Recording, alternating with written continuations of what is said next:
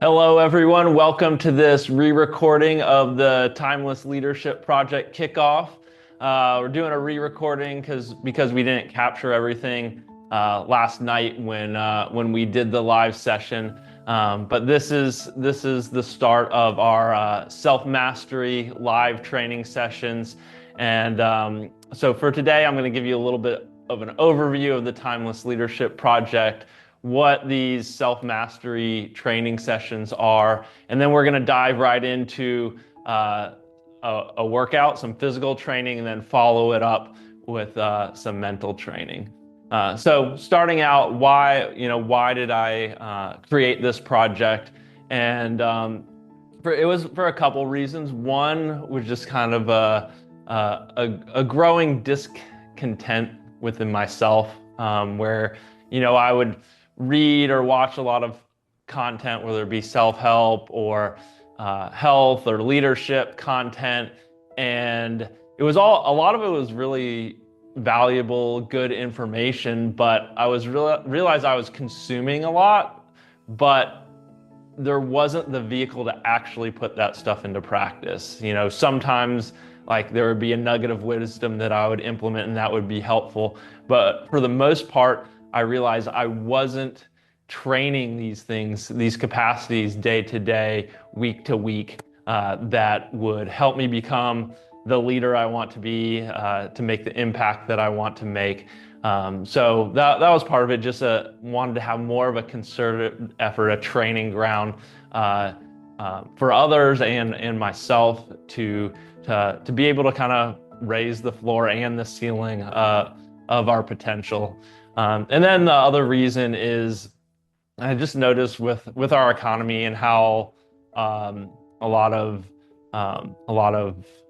content is set up. It's really focused a lot on these like short-term gains. There's a term called limbic capitalism, where it's a lot of companies are profiting off of kind of our lower brain processes and taking advantage of our kind of innate desires and psychology, and a lot of that short-term focused. And even in academia and the corporate world, now I've had a lot of great experience of people doing lasting work that really is going to pay dividends for the long term. But there's just the sense that so much is short-term focus. So I wanted to kind of shift the focus. How do we build things that really last, that stand the test of time, that are going to matter not just 6 months from now, but 10, 20, 30, or even longer time scales than that. So that's really what the Timeless Leadership Project is about, is helping you all build the capacities to create things that stand the test of time, that create things that are timeless. I think that's all something that all of us deep down we desire, but it's so easy to get caught up in the busyness, the day-to-day, certain incentives that don't necessarily support that. So I wanted to create kind of an oasis away from that dynamic where people can really train the capacities. So let's move on to kind of what these live sessions are about. Within this Substack community, I'll create different training plans, both mentally and physically, that can be kind of self-paced on your own. But I also wanted to have a place where we come together as a community, we train together, we push each other. And that's what these self-mastery training sessions are about. A lot of people hear the term self-mastery. It sounds a little bit intimidating or inaccessible. It sounds like perfectionism, and you're just bending your life to kind of willpower and gritting through life. But really, it's the opposite of that. Self-mastery is about aligning your desires with what the right action or the right behaviors are, with the ultimate purpose of developing happiness and joy. So a lot of this first training cycle is based off of Aristotle's Nicomachean Ethics, where he goes through kind of what the highest good is for humanity and how to develop a good and rich life. And he starts with happiness, kind of that deep sense of joy and pleasure that permeates excellent work. So, in this space, what we're going to be focused on is not just doing the right thing or white knuckling it, but really cultivating that sense of joy and pleasure in what we do as we train. And these sessions will be structured so we have the first half will be 30 minutes of physical training. The second half will be 30 minutes of mental training, and they'll be structured with kind of a progression through that. So in this first training cycle, we have kind of a dual focus. One is practical wisdom on the mental side, and then the physical side is neuromuscular control. So for the physical side, we'll take you through kind of building you from the ground up. We're going to start with core activation and breathing, and we're going to then go into kind of rolling and ground movements all the way up to standing and squatting. And it's really, the purpose is to give you a really great movement foundation, so you can move effectively and freely, limit the amount of pain and tightness and soreness.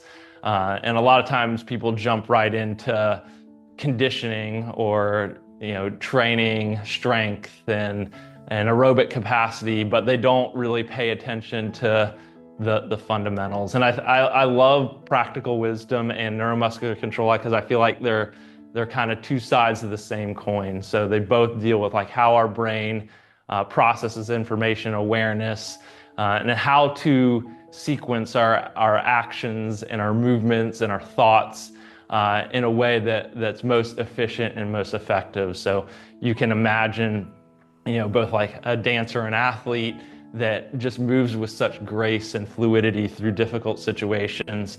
They have great neuromuscular control. Same thing where you have a leader that they navigate challenging situations with that grace. They always know just the right word to say, not trying too hard, not trying too little. And, at its core, practical wisdom, neuromuscular control, it's doing the right thing to the right extent in the right way at the right time. So that's what we're going to be training. On the mental side, in these live sessions, we're going to cycle through certain fundamental capacities that are important for leadership, for human capability, and that'll be logic and reasoning, creativity, and communication. So the idea is we train ourselves physically. That will help prime our brain, get more blood flow to the brain, so then we'll be even more effective when we train those mental capacities. So without further ado, let's dive into it.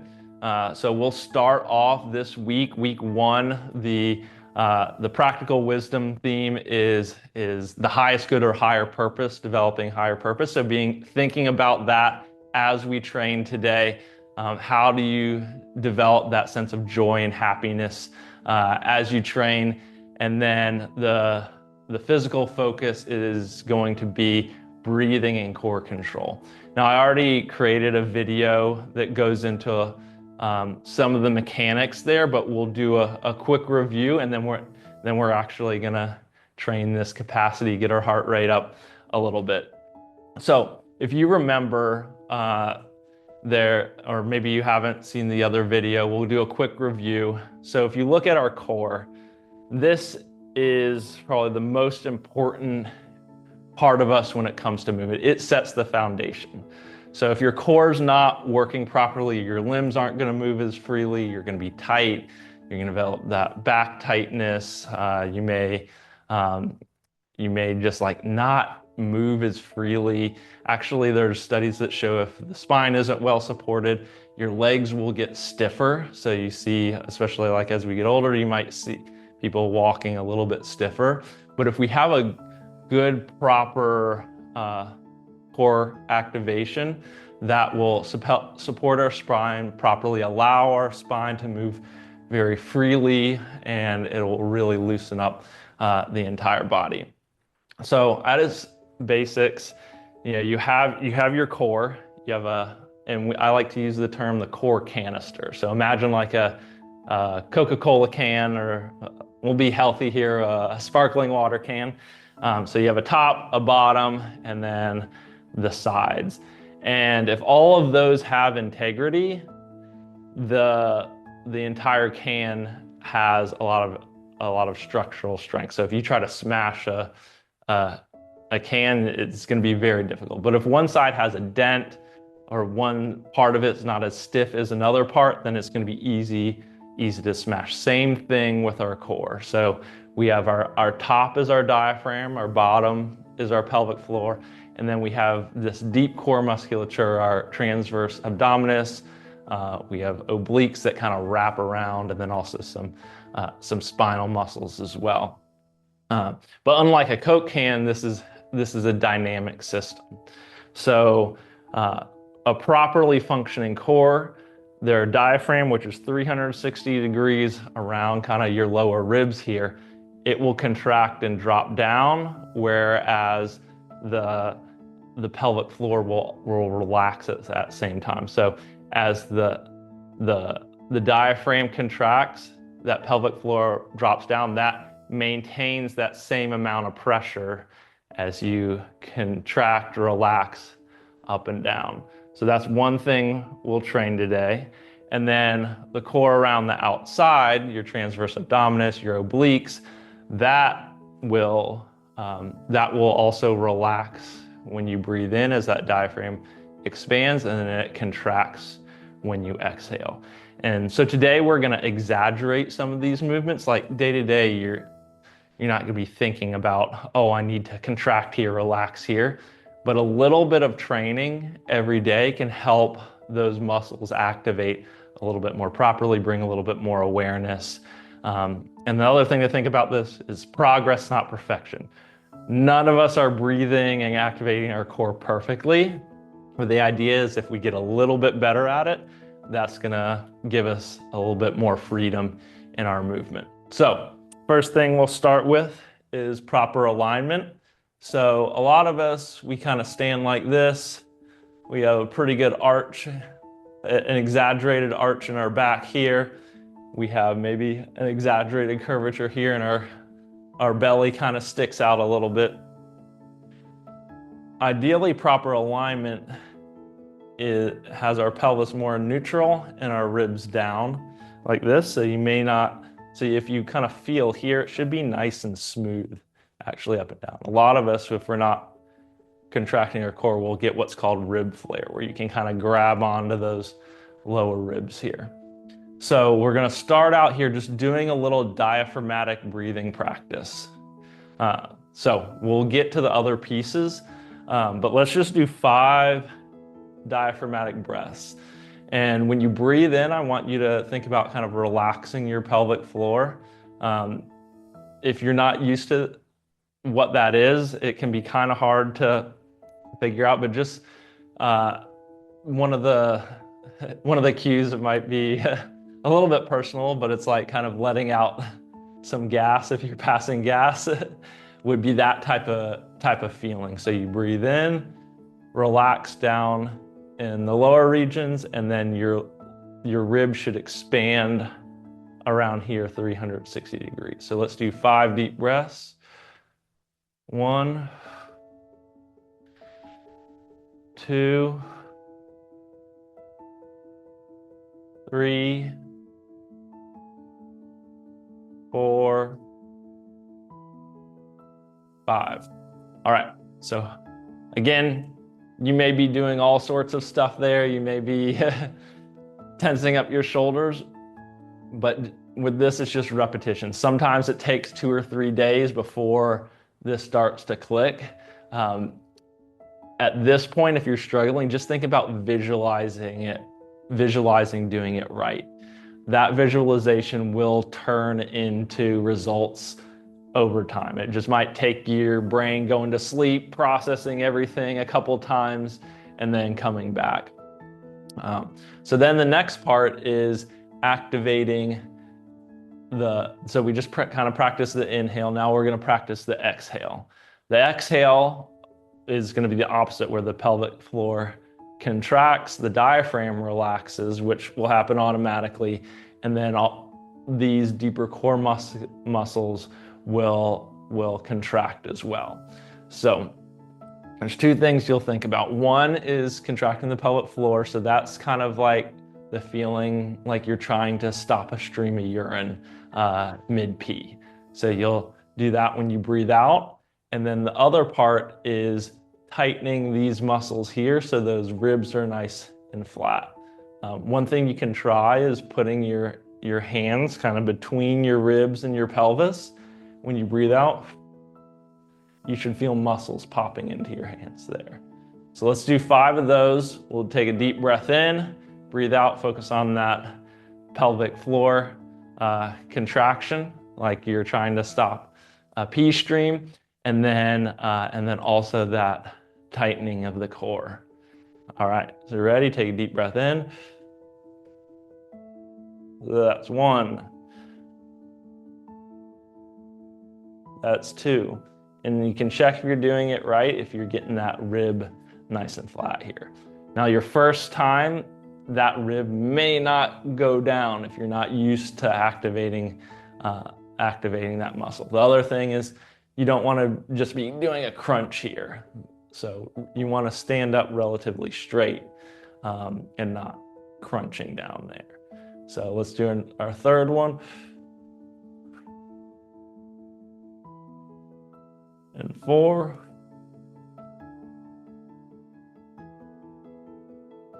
And 5. So a little bit tricky. It's actually harder to do this standing up than sitting down. So now we're going to go into a practice laying down. It's just a little bit easier for me to demonstrate some of this standing up for you to see it.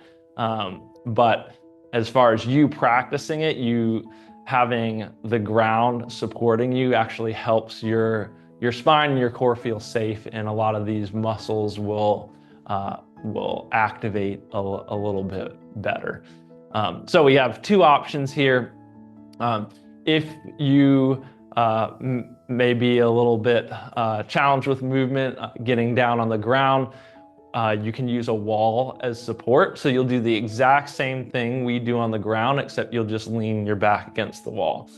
So if you can see over here, ideally you'd have a flat wall. I don't have that here, but you'll just lean your back against the wall, bend your knees a little bit, and then we'll do that same inhale, exhale from here.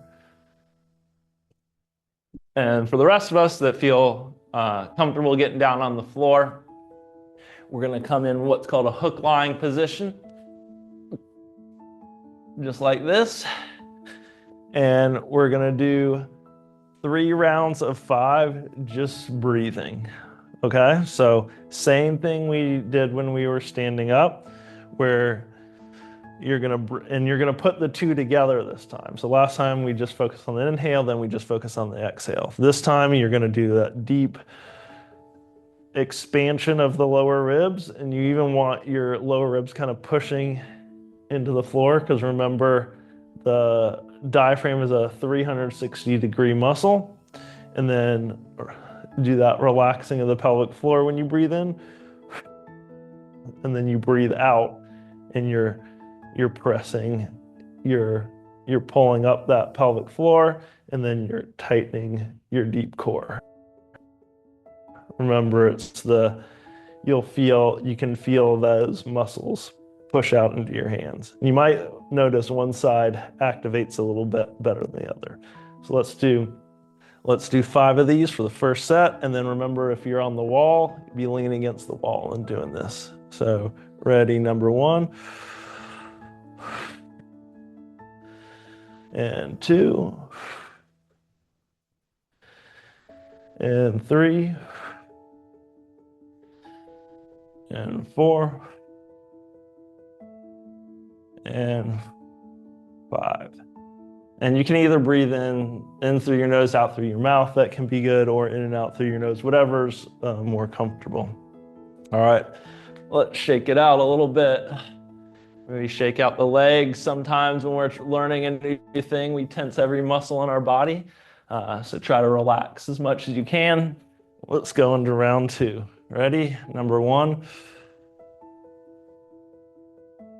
and 2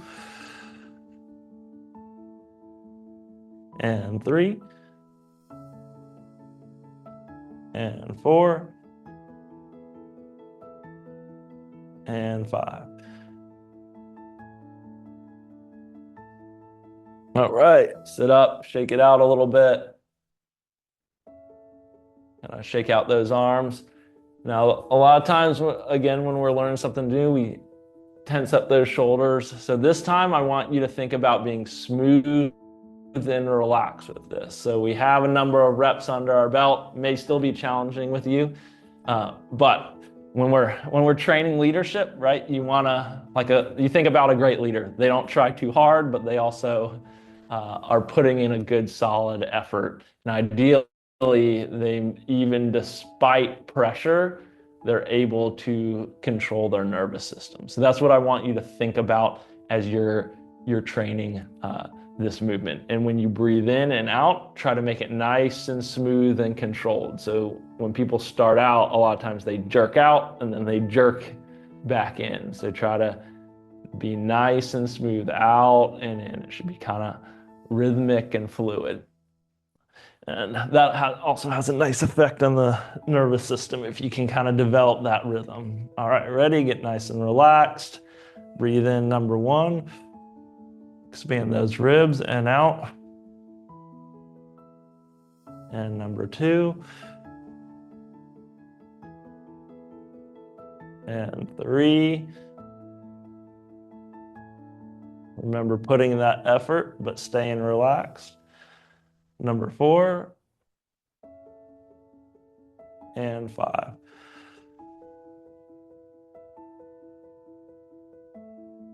All right. Great work. So now that we've activated those muscles will be kind of primed. So even though you won't be thinking about it, you'll be naturally moving just a fraction better than you were. That diaphragm will be activating better. Your pelvic floor will be relaxing and activating better, and same with the deep core musculature. So now when you do movements throughout your day, you'll probably feel a little bit more fluid. You also probably feel a little bit more mentally clear. We're going to take advantage of that now with a little workout. So now that we have everything warmed up, and a lot of times just this breathing and core activation can be a more effective warm up than stretching and a lot of the dynamic things we do.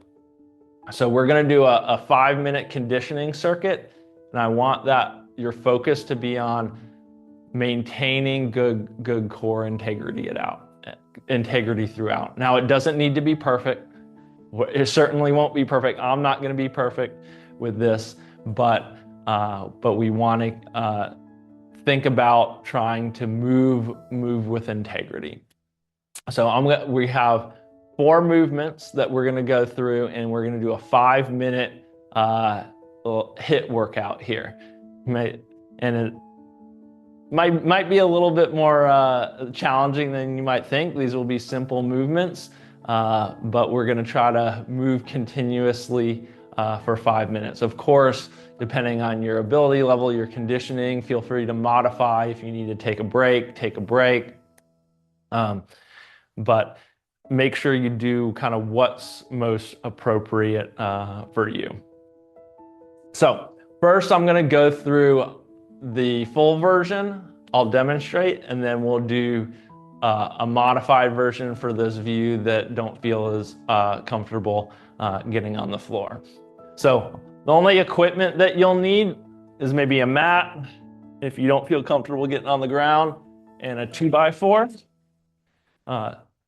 So this will be for our balance. You don't need a 2x4.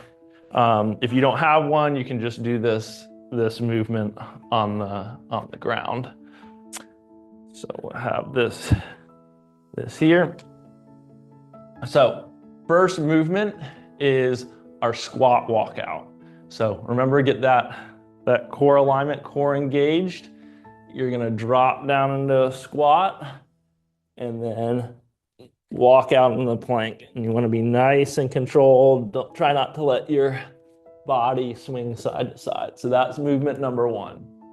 Again, just dropping down, and you can come up on your toes. You can try to keep your heels down and then really kind of feel that force transfer through your arms into your core as you come up and down. So for the circuit, we'll do 5 of those.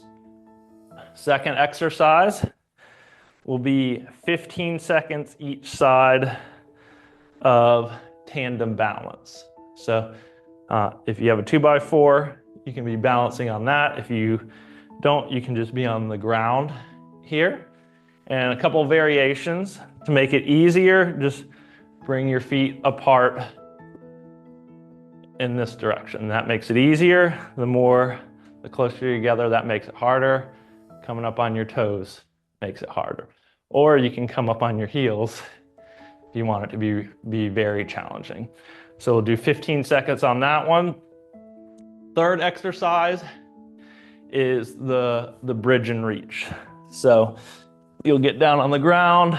Many of you are familiar with the bridge, but I like to add in a reach to really make it a full body movement. So you'll lift up, reach diagonal and across, kind of like you're laying in bed trying to grab the light switch. So we'll do 10 of these.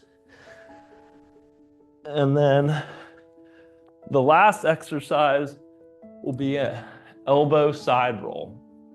So you'll get in a plank position. Remember that core activation. And for the full version, you'll come down on your elbow and then roll onto your back,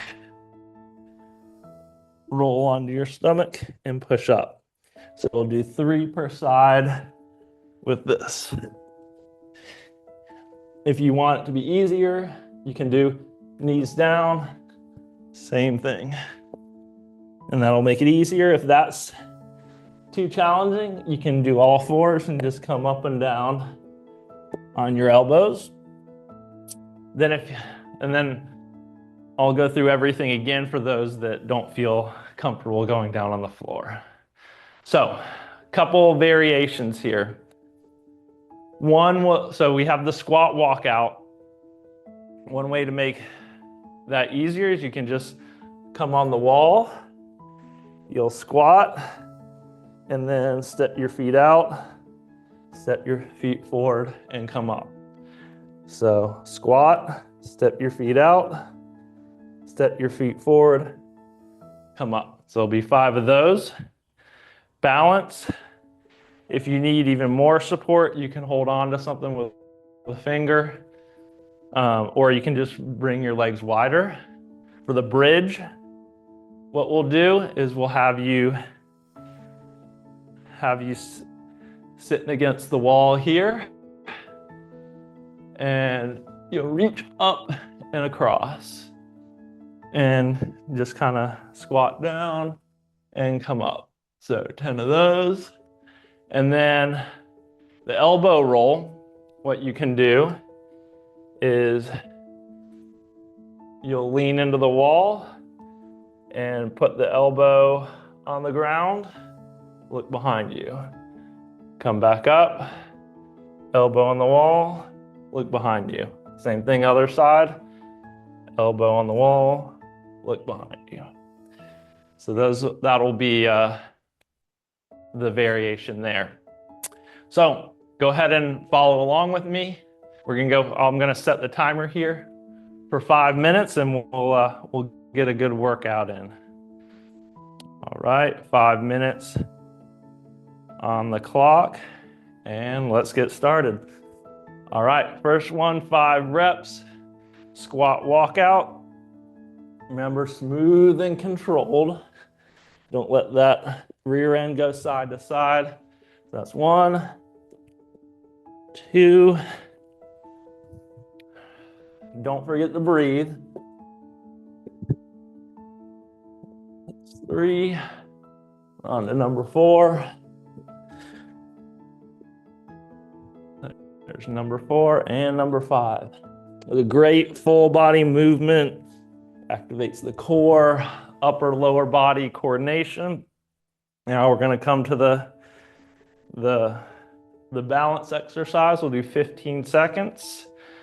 5, 6, 7, 8, 9, 10, 11, 12, 13, 14, 15.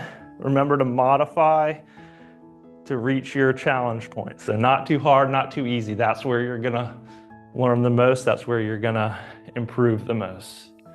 6, 7, 8, 9, 10, 11, 12, 13, 14, 15.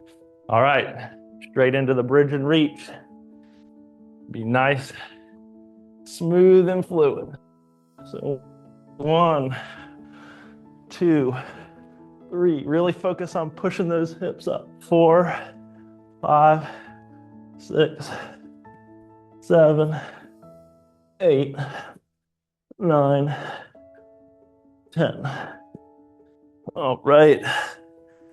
Now we're going to come to that side elbow roll. Remember, you can do the knee option, the plank option, the quadruped option, or same thing against the wall. So to review against the wall, I'm going to do it against the wall here for those of you that want to see that version. So you're here, elbow down, look behind you. That's 1. Elbow down, look behind you. 2. Elbow down, 3. All right, other side. Elbow down, look behind you. And 2. And 3. All right, good stuff. Next, we're back to the squat walkout, 5 of these. Squatting down, walking to the plank. So that's 1.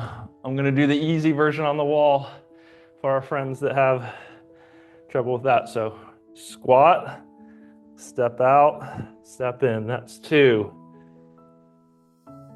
3. Squat, step out. That's 4.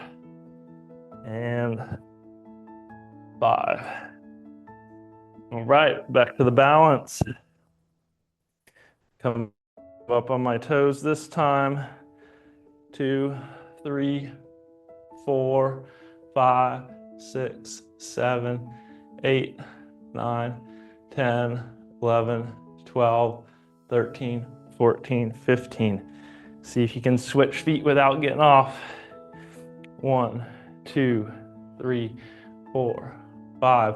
Balance is one of the best things we can do with our brain. So thinking about neuromuscular control, having that ability to just do the right amount of something, be able to adjust in the moment. That's all balance. So 14, 15. All right, back to the bridges. I'm gonna demo the easier version here. So back against the wall, up and reach across. Up and reach across. That's 3, 4, 5, 6, 7, 8, 9, 10. All right. Now we're coming back to the elbow roll. Plank position. And we're down. So that's 1. 2. Don't forget about your core integrity here. And breathing. Try your best with it. It doesn't have to be perfect. So other side. 1, 2, 3. All right, good work. Now we're back to the squat walkout. Out, nope, that's time to finish up that round. And we're done. Hope you guys are feeling good after that. I know it got me sweating, my heart rate up a little bit. So not bad for a 5-minute workout. And if you think about it, we only spent 5 minutes, but we worked every muscle in our body. We learned to control almost every muscle in our body better, and we gained a lot of awareness of our movement. And it'll be cool to see as as you progress through the weeks here, how much smoother a lot of these movements will get, especially that elbow roll. First time I tried that, I felt like I was flopping around like a fish. And so maybe some of you feel the same way with that. But if you can put in the repetitions, these things will get easier. The other thing is, a lot of these workouts, I put in a lot of variety. That the idea there is to challenge the brain. So you're going to get more cognitively out of this, and not just, your typical in the gym pushing a machine one way or the other. The idea is to make you more capable in the real world, both physically and mentally. That's the goal here. And then hopefully that'll give us the ability to build some timeless things that'll stand the course of time. So I'm going to switch down to my laptop, and then we're going to dive into the mental training portion of today's training session.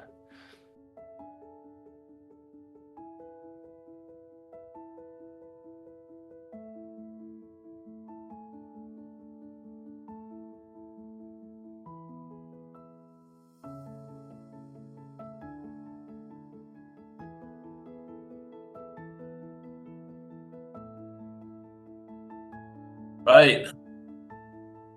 So we should be down here on the computer. We'll give everyone a chance to catch their breath. If you need to, pause the recording and go get a sip of water, and we'll dive into it. So today's mental training focus is going to be on logic and reasoning, and we're going to be working on evaluating claims, evidence, and assumptions. And for those that were live, we did a little bit of a debate on whether AI would cause mass unemployment. But the goal wasn't to convince people of one opinion or the other. The goal with this is to actually have more clarity, to uncover what assumptions that we may be making with our opinions in order to see it more clearly, be able to articulate our point of view better. Because as leaders, we may have strong opinions here and there, but that isn't really, it might give us perceived strength, but in the long run, that's not going to build things that really last, because we have blind spots, and when we have assumptions that are not articulated, that are under the surface, that we're not aware of, that's where a lot of bias creeps in, and it's where a lot of disagreements happen and tension. But if we can, understand our assumptions a little bit better, do that cognitive work, then we're going to be less mentally polarized, and we're going to really be able to understand things at a deeper level, which is important. All right, so we'll dive right into it here, and the idea here is we'll have a statement, and then we'll examine, okay, what is the claim being made, what is the evidence, and what's maybe an unsaid assumption here. And then your task is to do the, I guess if you're watching the recording, you can either do it with a friend or do it yourself. Write down, an argument that maybe you feel strongly about associated with AI, and try to break down, okay, what's your claim, what's the evidence that supports it, and see if you can uncover one or two assumptions that you're making that maybe you weren't aware that you were making. So here's an example. Here's the statement: AI will cause mass unemployment because it can do many jobs faster and cheaper than humans. So let's break this down. So what's the claim? AI will cause mass unemployment. All right, so some people think it will, some people think it won't. Let's dive a little bit deeper. Okay, what's the evidence? It says, many jobs can be done faster and cheaper with AI than humans. So the evidence would be, AI is already performing tasks like writing, coding, customer service, scheduling, data analysis, image generation, and admin tasks faster than humans. You can argue maybe, is it better or not? Could it make catastrophic errors? I don't know, but that's the evidence that it's giving. It's like AI is already doing a better job at a lot of these things. But if we really want to understand this statement better, we got to look at some of the underlying assumptions. You may think like, oh, AI is better at this. That means AI is going to cause unemployment. But the assumption that is underlying this is if AI can do a task faster and cheaper, employers will replace large number of workers instead of redesigning jobs, creating new roles, or using AI to support employees. So that's a pretty big assumption is, we're assuming that most businesses and large businesses will just take the short, quick path of replacing instead of creating these new roles and helping support employees or redesigning jobs to take advantage of the capacities for both. Now, will AI cause mass unemployment? We don't know. It very well might, depending on how humans act. But now that we've uncovered this assumption, it allows us to evaluate the economic environment with more clarity. We can look at, are employers redesigning jobs? Are they creating new roles? And if there's indicators that that's happening, maybe we don't have to worry as much. But if they're not, then it's like, okay, this statement is more likely to be true. So it really gives the human, the user, agency to understand the situation better as more information comes in. Whereas if we just get kind of polarized into, oh, AI will cause this because of this, then we're not going to be looking for those other indicators. And that will allow you to be a more effective leader. So think about AI is such a big topic. It can be a polarizing topic. Think about either an argument you've heard, something that maybe stokes your emotions a little bit, and spend 5-10 minutes journaling about it. See if you can uncover some assumptions that you're making that will allow you to see it more clearly. A lot of times when we have that emotional reaction, it's actually because we don't see it as clearly as maybe we hoped we would. We kind of have those defense mechanisms in place. So that's the mental training portion of our self-mastery course, and these things are hard starting out. So if you're not used to this, then don't worry. It's the first time. You'll get better at it, and we'll be meeting every Tuesday to kind of practice these things. I believe next week the mental training portion will be on communication. So we're going to go in and like, how do we deliver our point of view more effectively? And then the physical training portion, we're going to build on that piece of core activation. And it's like, okay, now that we can activate our core, how do we use it effectively in different motions? We're going to be focused on rotational motion on next week. And it's a really good one because there's a lot of muscles that we overactivate or underactivate, and it'll really help you feel more confident and fluid in your movement. So let's, as we wrap up here, I'm going to go do a quick review of what this week looks like, and then we'll send you on your way. All right, let me share my screen here. We'll go on just a second.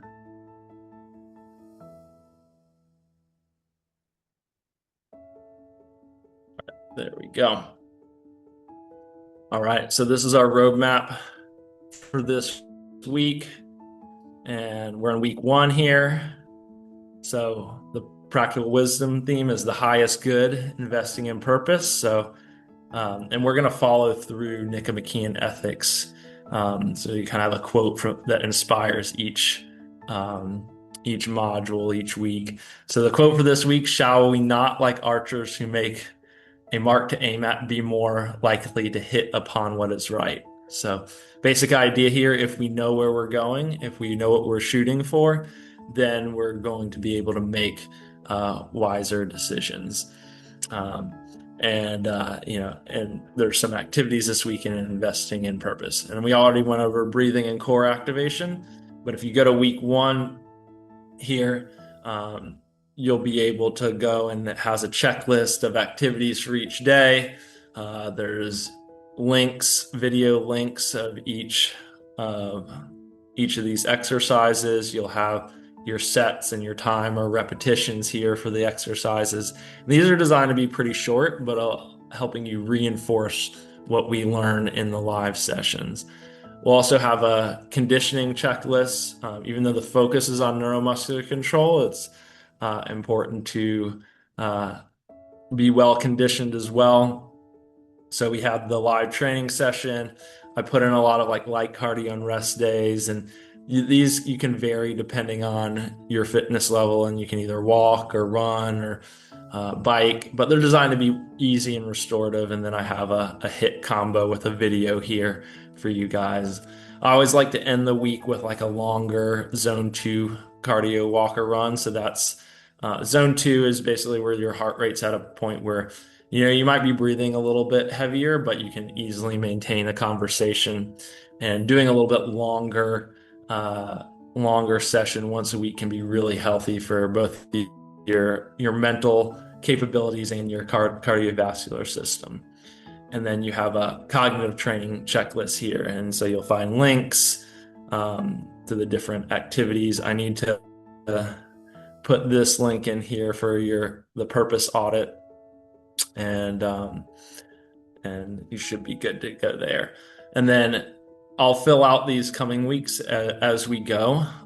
Just a reminder that the free subscribers, they get access to the first week, and then maybe just some occasional activities in the subsequent weeks. But if you would like to become a paid member, you'll get access to everything, including the Venture Physiology app, which allows you to kind of track your exercises, and everything has videos in there, has on-demand programming for you. You'll also get access to Ask Me Anything each week, all the live sessions, and you get to be a part of the community, and you get my eternal gratitude for signing up. And for people who are here at the beginning, I'm doing a founding members discount, so it's 55% off the annual subscription fee. So normally it's $210 annually, which comes out, I think, at $17.50 a month, something like that. Whereas the founding member discount is $94.50 per year. So that's less than, I believe, $8 a month, and you get access to everything for the whole year. We do 5 separate training cycles. You get all of this stuff, and the other benefit of being a founding member is you lock in that membership rate for life. So you'll never have to pay more than that $94.50 to have a subscription. And with that, thank you guys. I look forward to building this with you and building things that endure, building things that really matter and stand the test of time. It's exciting to start something new. I'm incredibly thankful for all the love and all the people that have joined so far, and decide to be a part of this. I really want this to be a community that builds each other up, that gives you guys the tools, the capacities to reach your potential. And of course, if you have any questions or have any suggestions, any ways that I can better support you, don't hesitate to reach out. And I'm excited to go through this first 6-week cycle with you. With that, I'll catch you at the next session.